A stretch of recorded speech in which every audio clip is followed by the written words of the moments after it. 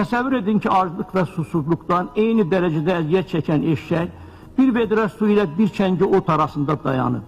Eşşək su ilə ot arasında seçim edə bilmədiyindən ac susuzluqdan ölür. Məşhur filosof Buridanın bu pritçasını çox vaxt azad iradənin qeyri-mümkünlüyünün ispatı kimi misal çəkirlər. Ehsan Müəvvədiyyanın, Joseph Borrell'in, Madame Metsola'nın, Nancy Pelosi'nin, Michael Roth'un eyni cür danışmaları azad iradənin yoxluğundan xəbər verir. Problemləri budur.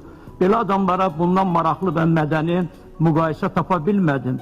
Çağımızın tanınmış filosofu Andre Comte-Sponville'in də Buridanın eşşəyi barədə fikri maraqlıdır. Bu eşşək haqqında mübahisələr artıq 600 ildir ki, davam edir. Lakin eşşək hələ də ölməyib. Teşekkür ederim, sağ olun. Bu qədər bu heyvanın adını bu zalda bugün çəkməyə nə ehtiyac var idi?